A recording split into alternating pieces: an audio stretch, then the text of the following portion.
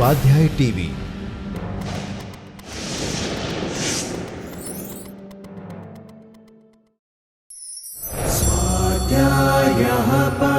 Doctor Baba Saheb Ambedkar open university.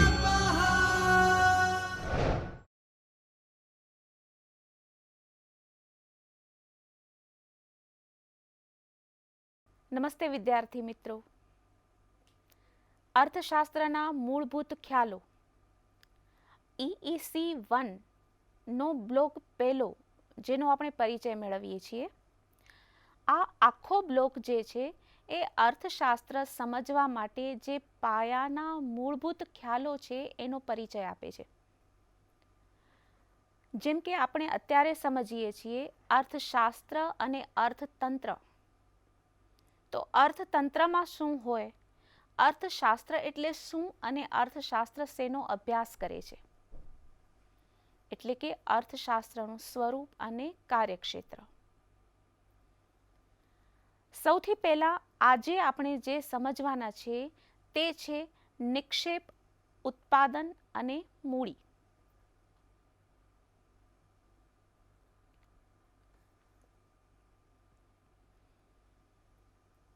નિક્ષેપ, ઉત્પાદન અને મૂડી આ ત્રણ શબ્દો એકબીજા સાથે કઈ રીતે જોડાયેલા છે? સૌથી પહેલા આપણે સમજીએ નિક્ષેપ એટલે શું. કોઈ પણ વસ્તુનું ઉત્પાદન કરતી વખતે એ ઉત્પાદન સીધું જ નથી થતું, અથવા તો કોઈ એક વ્યક્તિ તેનું ઉત્પાદન નથી કરી શકતી. તેમાં સમય લાગે છે, વ્યક્તિનો શ્રમ લાગે છે, વ્યક્તિની સમજ અને કુશળતા એમાં રોકાય છે. તે ઉપરાંત એમાં ઇલેક્ટ્રિસિટીની જરૂર પડતી હોય છે, કાચો માલ જરૂરી પડતો હોય છે, વાહન વ્યવહારથી દૂરના સ્થળેથી ઘણી બધી વસ્તુઓ લેવી પડતી હોય છે, ફેક્ટરીના મકાનની જરૂર પડતી હોય છે, જમીનની જરૂર પડતી હોય છે, પાણી, આ બધાની જરૂર પડતી હોય છે. ઉદાહરણ તરીકે શાકભાજીનું ઉત્પાદન, તો એના માટે જરૂરી જમીન જોઈએ, એના માટે જરૂરી ખાતર જોઈએ, એના માટે પાણી જોઈએ, એના માટે સૂર્યપ્રકાશ જોઈએ, વ્યક્તિનો શ્રમ જોઈએ, આ બધું જોઈએ. તો આ બધું નિક્ષેપ કહેવાય છે. એટલે કે કોઈ વસ્તુનું ઉત્પાદન કરતી વખતે તેમાં જે વસ્તુનો ઉપયોગ કરીએ છીએ તે એમાં રોકાયેલું છે, એનું રોકાણ થયું છે, તે છે નિક્ષેપ. કાપડનું ઉત્પાદન કરતી વખતે તેમાં કપાસ નિક્ષેપ તરીકે છે, રંગો નિક્ષેપ તરીકે છે, રસાયણો નિક્ષેપ તરીકે છે. આ બધી વસ્તુઓથી જે ઉત્પાદન મળે છે, આઉટપુટ મળે છે, તે ઉત્પાદન. નિક્ષેપ મૂડી કહેવાય છે, કારણ કે તેની મદદથી ઉત્પાદન થાય છે. મૂડીના આપણે અલગ અલગ વિભાગો કરી શકીએ, જેમાં સૌથી પહેલા આપણે બેઝિક આગળ વધીએ તો સ્થિર મૂડી અને ચલિત મૂડી. દાખલા તરીકે હમણાં જે આપણે ઉત્પાદન લીધું, ઉદાહરણ લીધું ઉત્પાદન શાકભાજીનું, તેમાં જમીન સ્થિર મૂડી છે. સૂર્યનો પ્રકાશ, ખાતરનું પ્રમાણ, કદાચ બીજ જોઈએ કોઈ વસ્તુનું ઉત્પાદન કરવા, તો આ બધી ચલિત મૂડી છે કે જેમાં ઉત્પાદનના પ્રમાણ અનુસાર ફેરફાર થાય. સ્થિર મૂડીમાં ફેરફાર થતો નથી, એક જ વખતનું રોકાણ હોય છે. ચલિત મૂડીમાં ઉત્પાદનના પ્રમાણ અને પ્રકાર અનુસાર ફેરફાર થાય છે. પ્રમાણ વધારે હોય તો ચલિત મૂડી વધારે જોઈએ, પ્રમાણ ઓછું હોય ઉત્પાદનનું તો ચલિત મૂડીનું પ્રમાણ પણ ઓછું જોઈએ. તો ઇનપુટ અને એના કારણે આઉટપુટ, આ જે સંબંધ છે એ નિક્ષેપ અને ઉત્પાદનનો છે. આગળ આપણે જોઈએ, સૌથી પહેલા આપણે સમજીએ કે ઉત્પાદન એટલે શું. ઉત્પાદન એટલે શું? હમણાં જે આપણે ઉદાહરણ લીધું શાકભાજીનું ઉત્પાદન કરવું, કાપડનું ઉત્પાદન કરવું, લોખંડનું ઉત્પાદન કરવું, એને જ ઉત્પાદન કહી શકાય કે જેને આપણે ભૌતિક સ્વરૂપમાં ઓળખી શકીએ છીએ, પકડી શકીએ છીએ, જોઈ શકીએ છીએ. પણ અર્થશાસ્ત્રમાં ઉત્પાદનનો વિસ્તૃત અર્થ છે કે જેમાં કોઈ પણ બાબતની, વસ્તુની કે સેવાની ઉપયોગિતા વધે તેને ઉત્પાદન કહી શકાય. કારણ કે વિજ્ઞાન તો એમ કહે છે કે મનુષ્યના હાથમાં ઉત્પાદન કરવાની ક્ષમતા નથી. આપણે માત્ર તેનું રૂપાંતર કરી શકીએ છીએ અથવા તો સ્થળાંતર કરી શકીએ છીએ. મકાન બાંધકામ જ્યાં થતું હોય ત્યાં રેતીની ઉપયોગિતા છે, પણ રેતી ક્યાં છે અને મકાન બાંધકામ ક્યાં થાય છે? તો રેતી મકાન બાંધકામના સ્થળે લઈ આવવી એટલે રેતીનું ઉત્પાદન કર્યું. ખરેખર આપણે રેતીનું ઉત્પાદન કરીએ છીએ? આપણે રેતીનું ઉત્પાદન નથી કરતા, એક કુદરતી વસ્તુ છે. આપણે ફર્નિચરનું ઉત્પાદન કરીએ છીએ લાકડામાંથી, લોખંડમાંથી. આપણે લોખંડનું ઉત્પાદન કરીએ છીએ, એ કુદરતી સ્વરૂપે મળે છે. તો આપણે રૂપાંતર કરીએ છીએ અથવા તો આપણે સ્થળાંતર કરીએ છીએ. તો આ રીતે જ્યારે કોઈ પણ વસ્તુની ઉપયોગિતામાં વધારો કરવો તેને ઉત્પાદન કર્યું કહેવાય. વેપારીઓ કોઈ વસ્તુનું ઉત્પાદન નથી કરતા, પણ તે ગ્રાહક સુધી માલ પહોંચાડે છે એટલે વસ્તુનું ઉત્પાદન કરે છે એમ કહેવાય. એક ઉદાહરણ લઈએ. ડોક્ટર્સ દવાનું ઉત્પાદન નથી કરતા, એ કઈ દવા કયા સમયે લેવી એનું માર્ગદર્શન આપે છે, મતલબ કે દવાની ઉપયોગિતામાં વધારો કરે છે, તો પણ એ ઉત્પાદન કહેવાય. શિક્ષકો બુક્સનું નિર્માણ કરે છે, પણ એ બુક્સનું ક્યારે અને કઈ રીતે ઉપયોગિતામાં લેવું તેની જાણકારી આપે છે, તો આ એનું ઉત્પાદન કહેવાય. બસના ડ્રાઈવરો શું કરે છે? પેસેન્જર્સને એકથી બીજી જગ્યાએ લઈ જાય છે એટલે બસની ઉપયોગિતામાં વધારો કરે છે. ઇલેક્ટ્રિશિયન શું કરે છે? એ ઇલેક્ટ્રિસિટીના વાયરોને સારી રીતે ગોઠવી જોડીને ઇલેક્ટ્રિક ગુડ્સને ચાલતા કરે છે એટલે એ ઉત્પાદન કરે છે. તો આ રીતે વસ્તુની ઉપયોગિતામાં વધારો કરવો એ ઉત્પાદન. જ્યારે ઉપયોગિતામાં વધારો કરવાની પ્રક્રિયા થાય છે તેને સેવા કહેવાય છે. એટલે ઉત્પાદન એટલે વસ્તુની ઉપયોગિતામાં વધારો કરવો. આપણે અર્થશાસ્ત્રમાં ઉત્પાદન વિશે જાણીએ છીએ, આપણે ગ્રાહકોની માંગ વિશે અભ્યાસ કરીએ છીએ, વેપારી કેવી રીતે કિંમત નક્કી કરે છે તે જાણીએ છીએ. આ બધા સમયે આપણે કોઈક ને કોઈક ડિસિઝન લેવાના હોય છે. કયા ડિસિઝન લેવાના હોય છે? આપણે આગળ વધીએ. સૌથી પહેલાં તો શું ઉત્પાદન કરવું? એક વસ્તુ હંમેશા ધ્યાનમાં રાખવાની હોય છે કે અર્થશાસ્ત્રનો મૂળભૂત અથવા તો એકમાત્ર પ્રશ્ન છે અછત. એના ઉપર આખું અર્થશાસ્ત્ર રચાયેલું છે. જો વસ્તુની અથવા તો આપણી જરૂરિયાતો પૂરી કરતી ચીજ વસ્તુઓની અછત ન હોત તો આપણને બધી જરૂરિયાતો સંતોષાયેલી હોત. આપણે એક વસ્તુ ખરીદવા માટે સામે કિંમત ન ચૂકવવી પડી હોત. આપણે ભવિષ્ય માટે બચત કરવાની જરૂર ન હોત. આપણે સંગ્રહ કરવાની જરૂર ન હોત. એટલે આ બધા જ પ્રશ્નો ઊભા થયા છે એકમાત્ર અછતમાંથી. એટલે અછત છે ઉત્પાદનના સાધનોની. એની સામે આપણી જરૂરિયાતો કેટલી છે? અગણિત. તો એમાંથી કઈ જરૂરિયાત સંતોષવા માટે ઉત્પાદન કરવું? એના આપણે અનેક ઉદાહરણો મળે છે. આપણે આપણા જીવનના જ ઉદાહરણો લઈએ. વિદ્યાર્થી તરીકે તમારી પાસે જેટલો સમય છે એમાં તમારે અર્થશાસ્ત્રનો અભ્યાસ કરવાનો છે, એમાં તમારે ભાષાનો અભ્યાસ કરવાનો છે, એમાં તમારે સમાજશાસ્ત્રનો અભ્યાસ કરવાનો છે, એમાં કદાચ જો આપ વ્યવસાય કરતા હશો તો એ કરવાનું છે, આપ જો ગૃહિણી હશો તો ઘરના કામ કરવાના છે. આપણી પાસે 24 કલાક છે એટલે કે સમયની અછત છે. ઘણી વખત નાણાંની અછત હોઈ શકે છે. તો શું ઉત્પાદન કરવું? આપણી પાસે રાષ્ટ્ર પાસે જમીનની અછત હોઈ શકે છે. આપણે અનાજનું ઉત્પાદન કરવાનું છે કે રહેણાંક માટે રેસિડેન્શિયલ એરિયા વિકસાવવાનો છે? આપણે બસ સ્ટેશનનો વિસ્તાર કરવાનો છે કે ત્યાં પ્લેગ્રાઉન્ડ સહિત સ્કૂલ બનાવવાની છે? એટલે આપણી પાસે જે જમીન છે એના અગણિત ઉપયોગો છે, એટલા માટે આપણને જમીનની અછત લાગે છે.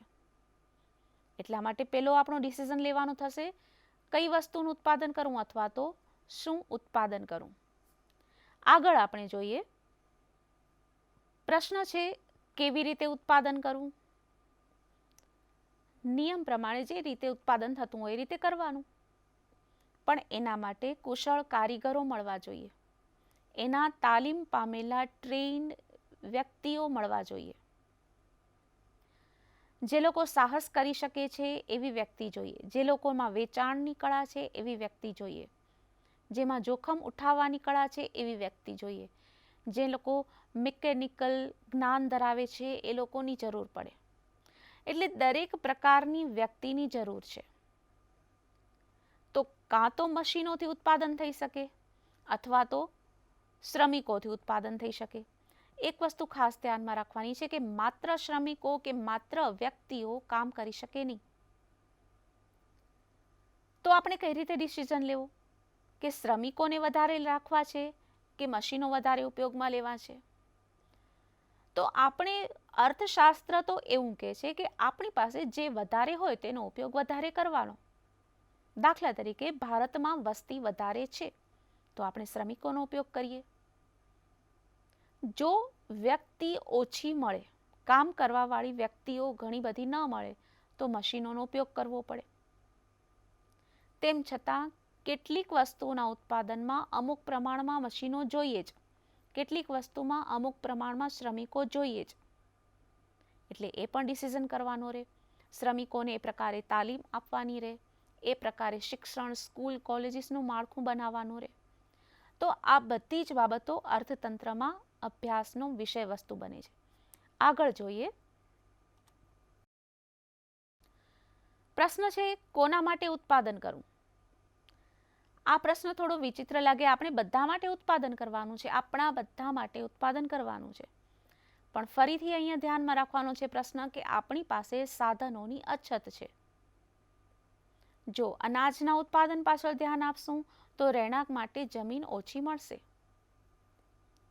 જો અનાજ સૈનિકો માટે સરહદ પર આપણી સુરક્ષા કરે છે એ લોકો માટે મોકલશું તો નાગરિકો માટે અનાજ ઓછું મળશે. આ બધા જ પ્રશ્નો છે. આપણે એક બે ઉદાહરણ જોઈએ. તેવી જ રીતે એક પરિવાર છે. પરિવારમાં નાના બાળકો છે, મોટા બાળકો છે, વૃદ્ધ માતા પિતા છે. હવે બાળકોના ભણવા માટે શાળાનો ખર્ચ કરવો પરિવાર માટે પ્રશ્ન રહે છે કે દવા પાછળ ખર્ચ કરવો કે નાના બાળકોની સ્કૂલની ફી આપવાની. આ રીતે ઘણા બધા તાત્કાલિક ખર્ચ કરવા હોય છે, ઘણા બધા ખર્ચ પૂર્વ આયોજિત પણ હોય છે. તો આ બધા પ્રશ્નો અર્થશાસ્ત્રના કાર્યક્ષેત્રમાં આવે છે. શું ઉત્પાદન કરવું, કેવી રીતે કરવું, કોના માટે કરવું, આ બધા ડિસિઝન લેવાના હોય છે. આપણે આગળ વધીએ. આપણે એક શબ્દ સમજવાનો થાય છે તુષ્ટિગુણ. તુષ્ટિગુણ એટલે તુષ્ટિ એટલે સંતોષ અને ગુણ એટલે સંતોષ આપવાનો ગુણ. જે વસ્તુ, જે વ્યક્તિની સેવા આપણને સંતોષ આપી શકે છે તો એમાં તુષ્ટિગુણ છે એમ કહેવાય. હવે આ વસ્તુનો તુષ્ટિગુણ શેના ઉપર આધારિત છે? એનો આધાર છે એની ઉપયોગિતા, એની અછત, અને આ બધાના આધારે એ વસ્તુની કિંમત નક્કી થાય છે. આપણે થોડાક ઉદાહરણો જોઈએ. આપણને સૂર્યપ્રકાશની ઘણી જરૂર છે, ઘણી ઉપયોગિતા છે, પણ આપણે સૂર્યપ્રકાશ માટે કેટલી કિંમત ચૂકવીએ છીએ? તેવી જ રીતે એક કોહિનૂર હીરો છે. એની ઉપયોગિતા મારા અને તમારા જીવનમાં વિચારો, અને આ કોહિનૂર હીરો એની કિંમત કેટલી છે એ વિચારો. તો આ રીતે ઉપયોગિતાનું મૂલ્ય કેટલું હોઈ શકે? વસ્તુની કિંમત કેવી રીતે નક્કી કરવી? તો વસ્તુની કિંમત તેની જરૂરિયાતના આધારે નક્કી થાય છે. અહીંયા આપણે બે વિરોધાભાસ જોયા કે કોઈ વ્યક્તિનું જીવન કોહિનૂર હીરા વિના અટકી નહીં પડે, છતાં એની કિંમત ઘણી બધી છે. સૂર્યપ્રકાશ અતિશય જરૂરી છે, જમીન ઘણી જ જરૂરી છે. તો વસ્તુની કિંમતમાં લોકોને કેટલો તુષ્ટિગુણ મળે છે એના આધારે કિંમત નક્કી થાય છે. વસ્તુની કિંમત કેવી રીતે નક્કી કરવી? તો એની અછત, લોકો તેની ઉપયોગિતા કેટલી સમજે છે તે સ્થિતિ, એ બધાના આધારે વસ્તુની કિંમત નક્કી કરવામાં આવે છે. પછીનો મુદ્દો છે ખર્ચ. ખર્ચ એટલે જેના માટે આપણે નાણાં ચૂકવતા હોઈએ એને આપણે ખર્ચ કહીએ છીએ. પણ ખર્ચ અહીંયા અલગ અલગ રીતે સમજવાનો છે. આ એક સ્પષ્ટ ખર્ચ છે કે બજારમાં આપણે જે વસ્તુ ખરીદીએ છીએ તેના માટે નાણું ચૂકવીએ છીએ, એને નાણાકીય ખર્ચ કહેવાય. કોઈ કિસાન ઘઉંનું ઉત્પાદન કરે છે, કોઈ વ્યક્તિ કાપડનું ઉત્પાદન કરે છે, તો આ બધા માટે એણે પહેલાં કંઈક ખર્ચ કરવો પડે છે, પછી ઘઉં બજારમાં વેચાય અને આવક થાય, પછી કાપડ બજારમાં વેચાય અને આવક થાય, પછી દવા બજારમાં વેચાય અને આવક થાય. પુસ્તકોનું ઉત્પાદન છે, સ્ટેશનરીનું ઉત્પાદન છે, ફર્નિચરનું ઉત્પાદન છે, આ બધું બજારમાં વેચાય પછી આવક થાય, તે પહેલાં કંઈક ખર્ચ કરવો પડે છે. શ્રમિકોને ચૂકવવો પડતો પગાર, ફેક્ટરીમાંના જમીન માટે ચૂકવવું પડતું ભાડું, અને સૌથી મહત્વની વાત, જે નિયોજક શ્રમ કરે છે, ખેડૂત જે શ્રમ કરે છે, એ શ્રમ, તેની મહેનત, કેટલો સમય તે આપે છે, આ બધા ખર્ચ જે આપણે નાણાંમાં નથી મૂલવી શકતા એ કહેવાય છે વાસ્તવિક ખર્ચ. જ્યારે ઉત્પાદન થાય છે, બજારમાં મુકાય છે, તે પહેલાં નિયોજકે જોખમોનો સામનો કરવો પડે છે, માનસિક શ્રમ ઉઠાવવો પડે છે. આ બધો તેનો વાસ્તવિક ખર્ચ છે. તો નાણાકીય ખર્ચ એટલે નાણાંના સ્વરૂપમાં દેખાય, વાસ્તવિક ખર્ચ એટલે શારીરિક અથવા તો માનસિક શ્રમ. એટલા માટે જ જ્યારે કોઈ શ્રમિકને વેતન મળે છે ત્યારે તેનું નાણાકીય વેતન આપણે સમજીએ છીએ, પણ તેની સાથે સરખામણી કરાય છે કે એકચ્યુઅલી એ શ્રમિકે કેટલો સમય આપેલો છે, એકચ્યુઅલી એ શ્રમિકે કેટલો માનસિક શ્રમ કરેલો છે. એ વાસ્તવિક ખર્ચ અને તેને મળતું નાણાકીય વેતન શું બરાબર છે? જો નાણાકીય વેતન ઓછું મળતું હોય અને તેણે વાસ્તવિક ખર્ચ વધારે કરેલો હોય તો આપણે શ્રમનું શોષણ કહી શકીએ. આમ નાણાકીય ખર્ચ અને વાસ્તવિક ખર્ચ અહીંયા આપણે સમજીએ છીએ. આગળનો મુદ્દો છે વૈકલ્પિક ખર્ચ. વૈકલ્પિક ખર્ચ એટલે આમાં એક શબ્દ આવે છે વિકલ્પોનું હોવું. જ્યારે આપણે એક વિકલ્પ પસંદ કરીએ છીએ ત્યારે બીજા બધા વિકલ્પોને જતા કરીએ છીએ. અત્યારે તમે આ લેક્ચર્સ, આ વ્યાખ્યાન જોવાનું પસંદ કર્યું છે તો તમારે એ સમયે જે કામ કરવાનું થતું હોય એ વિકલ્પ તમે જતો કર્યો છે. શક્ય છે કે આ આપના ઘરના કામનો સમય હોય, શક્ય છે કે આ આપના ઓફિસનો સમય હોય, શક્ય છે કે આ આપનો આરામનો સમય હોય. તો આ વિકલ્પ પસંદ કરવાથી તમે બધા વિકલ્પો જતા કરેલા છે. જ્યારે ઘઉંનું ઉત્પાદન પસંદ કરીએ છીએ ત્યારે શાકભાજીનું ઉત્પાદન થઈ શકે એ વિકલ્પ જતો કર્યો છે. જ્યારે પ્લેગ્રાઉન્ડ સહિત સ્કૂલ બનાવવાનું નક્કી કર્યું છે ત્યારે બસ સ્ટેશન વિસ્તારવાનું વિકલ્પ જતો કર્યો છે. જ્યારે અનાજનું ઉત્પાદન પસંદ કર્યું છે તો રહેણાંકનો વિસ્તારવાનું વિકલ્પ જતો કર્યો છે. આમ એક વિકલ્પ પસંદ થઈ શકે છે. આપણી પાસેના 24 કલાકના સમયમાં આપણે એક સમયે એક કામ કરીએ છીએ ત્યારે બીજા બધા વિકલ્પોને જતા કરીએ છીએ. તો આ વૈકલ્પિક ખર્ચ કહેવાય છે. કોઈ પણ વ્યક્તિ તેના પાસેના કલાકમાં શું કામ કરવું, એમાંથી એને કયો વધારે લાભ થશે અથવા તો ઓછો ખર્ચ થશે એ નક્કી કરે છે. કિસાન નક્કી કરે છે કે શાકભાજીનું ઉત્પાદન કરવાથી વધારે લાભ થશે કે ઘઉંનું ઉત્પાદન કરવાથી વધારે લાભ થાય. જો ઘઉંનું ઉત્પાદન કરવાથી વધારે લાભ થાય તો શાકભાજીનું ઉત્પાદન કરવાનો વિકલ્પ જતો કરે છે, કારણ કે સરખામણી કરવાથી શાકભાજીમાંથી મળતી આવક ઓછી હોય. તો ઓછા ખર્ચે જે વિકલ્પ જતો કરે છે તે ખર્ચ ઓછો છે અને આવક વધારે મેળવે છે. તો વિકલ્પો છે એકબીજાના. સૈનિકો માટે અનાજ આપવું કે નાગરિકો માટે વિકલ્પ છે. પાણી ઉદ્યોગો માટે આપવું કે ખેતરો માટે વિકલ્પ છે. તો દરેક જગ્યાએ વિકલ્પોમાંથી પસંદગી કરાય છે. એટલે તો અર્થશાસ્ત્રને પસંદગીનું શાસ્ત્ર કહેવાય છે કે સતત એમાં પસંદગી કરવાની હોય છે.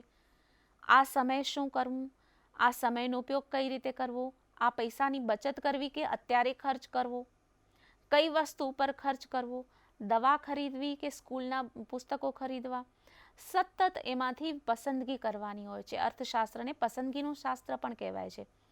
આગળ વધીએ. સ્પર્ધા, ઇષ્ટ ફાળવણી અને બાહ્ય લાભાલાભ. સ્પર્ધા બધાની વચ્ચે હોય છે. ગ્રાહકો અને વેચનારાઓ વચ્ચે આપસમાં સ્પર્ધા, ગ્રાહકો વચ્ચે આપસમાં સ્પર્ધા. શા માટે હોય છે? કારણ કે અછત એનું મૂળ છે. બજારમાં વસ્તુ ઓછી છે એટલે દરેક ગ્રાહક એકબીજાની અંદરોઅંદર સ્પર્ધા કરે છે કે વસ્તુ ઓછી છે એ મને મળે. વેપારીઓ આપસમાં સ્પર્ધા કરે છે કે જેટલા ગ્રાહકો છે એમાંથી વધારે ને વધારે ગ્રાહકો મને મળે. ગ્રાહકો અને વેપારીઓ વચ્ચે પણ સ્પર્ધા થાય છે. ગ્રાહક ઓછી કિંમતે વસ્તુ ખરીદવા તૈયાર થાય છે. વેપારી પ્રયત્ન કરે છે કે વધુમાં વધુ કિંમત અને નફો મને મળે. તો આ સ્પર્ધા છે. દરેક વ્યક્તિની જરૂરિયાત પ્રમાણેની વસ્તુઓ હોત તો સ્પર્ધા ન હોત. આપણે સૂર્યપ્રકાશ મેળવવા માટે સ્પર્ધા નથી કરતા, પણ જ્યારે શહેર મોટું થઈ જાય છે, બહુ ઊંચા બિલ્ડિંગ્સ બને છે, ત્યારે સૂર્યપ્રકાશ મેળવવા માટે પણ વધારે પૈસા ખર્ચ કરવા પડે છે કે જેથી સૂર્યનો પ્રકાશ સીધો જ આપણા ઘરમાં મળે. તો આ રીતે દરેક વસ્તુની અછત એના મૂળમાં છે. એના આધારે કિંમત નક્કી થાય છે, એના આધારે સ્પર્ધાનું સ્તર નક્કી થાય છે. ઇષ્ટ ફાળવણીની જે આપણે વાત કરીએ છીએ તો સાધનો ઓછા છે, અછત છે. તમે એક વિચાર કરો કે આ દરેક વખતે હું રિપીટ કરું છું, સાધનો ઓછા છે, અછત છે, સાધનો ઓછા છે, અછત છે. એના ઉપર જ અર્થશાસ્ત્ર બનેલું છે. તો ઇષ્ટ ફાળવણી એટલે ઈચ્છવા લાયક ફાળવણી સાધનોની. જમીન ઓછી છે એટલા માટે એની યોગ્ય ફાળવણી થવી જોઈએ આપણી જુદી જુદી જરૂરિયાતોની વચ્ચે. આપણી પાસે સમય ઓછો છે એટલે સમય યોગ્ય રીતે ફાળવણી થવી જોઈએ સમયની આપણા જુદા જુદા કાર્યોની વચ્ચે. એટલે તો આજકાલ ટાઈમ મેનેજમેન્ટને બહુ મહત્વ અપાય છે. તો આ રીતે ઇષ્ટ ફાળવણી કરવાની છે. સૈનિકોને પણ અનાજ મળવું જોઈએ, નાગરિકોને પણ અનાજ મળવું જોઈએ, ખેતરોને પણ પાણી મળવું જોઈએ, ઉદ્યોગોને પણ પાણી મળવું જોઈએ, ઘર વપરાશ માટે પણ મળવું જોઈએ. તો આ ફાળવણી કઈ રીતે કરાય છે, એ જરૂરિયાત કઈ રીતે પૂરી કરાય છે, એના ઉપર અર્થશાસ્ત્ર પોતાનો અભ્યાસ કરે છે. એક ક્રિયા આપણે કરીએ છીએ તો શું એ આપણને જ અસર કરે છે? એક વ્યક્તિ જ્યારે કોઈ કામ કરે છે ત્યારે એ વ્યક્તિને તો અસર કરે છે, એના આસપાસ પણ અસર એની ફેલાય છે. જ્યારે કોઈ એક વ્યક્તિ ખોરાક ગ્રહણ કરે છે ત્યારે એ વ્યક્તિની પોતાની જ ભૂખ સંતોષાય છે. પણ આપણે આગળ વધીએ. ધારો કે એ વ્યક્તિ તેણે ખોરાકનો લીધા પછીનો કચરો ગમે ત્યાં ફેંકે છે તો બધાને પ્રદૂષણ થશે. તો બાહ્ય લાભાલાભ એના અલગ અલગ આપણે પાસાઓ જોઈએ. ધારો કે એક વ્યક્તિ છે એ કોઈ એક ક્રિયા કરે છે તો એને પોતાને તો લાભ થાય છે, આસપાસના બધાને લાભ થાય છે. એક વ્યક્તિની કોઈ એક ક્રિયા છે કે જે પોતાને લાભ કરે છે પણ એના કારણે આજુબાજુ બધાને નુકસાન થાય છે. એક વ્યક્તિની ક્રિયા પોતાને પણ નુકસાન કરે છે, બાકીના બધાને પણ નુકસાન કરે છે. એનાથી ઊંધું પણ થઈ શકે, વ્યક્તિને નુકસાન, આસપાસના લોકોને લાભ. તો આ લાભ અથવા તો ક્રિયા જે પ્રસરે છે એને પ્રસારમાન કહેવાય. એના બાહ્ય લાભ એના બહાર જાય છે, એનો ખર્ચ બહાર જાય છે. ધારો કે કોઈ એક ફેક્ટરી છે, ઉત્પાદન કરે છે, જો એ નિયંત્રણ ન રાખે તો કેમિકલ્સ અને એના કચરા એના કારણે એનું બહાર પ્રદૂષણ ફેલાય છે, તો એના આસપાસ રહેનારા લોકોને નુકસાન થાય છે. તો એક વ્યક્તિનો લાભ, ફેક્ટરી નિયંત્રણમાં રાખવા માટે ખર્ચ નથી કરતી, એટલે ફેક્ટરી પોતાના નફાને જાળવે છે. એક વ્યક્તિને લાભ થાય છે પણ આસપાસ બધાને નુકસાન. એક વ્યક્તિ સિગરેટ અથવા તો પીએ છે અથવા ધૂમ્રપાન કરે છે, એ વ્યક્તિને પોતાને નુકસાન કરે છે, આસપાસ બધાને નુકસાન કરે છે.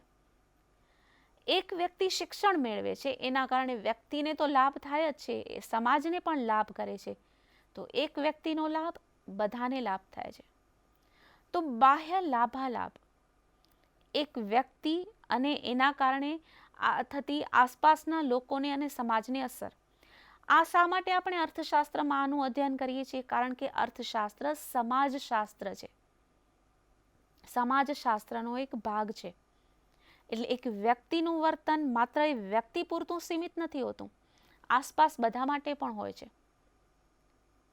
તમે પણ તમારું વર્તન વિચારજો કે આપણે જે વર્તન કરીએ છીએ એ આસપાસના લોકોને કઈ રીતે ઉપયોગી થાય છે. તમે અર્થશાસ્ત્રનો અભ્યાસ કરશો તો એનાથી તમને અને તમારી આસપાસના લોકોને શું ફાયદો થાય છે, શું નુકસાન થાય છે.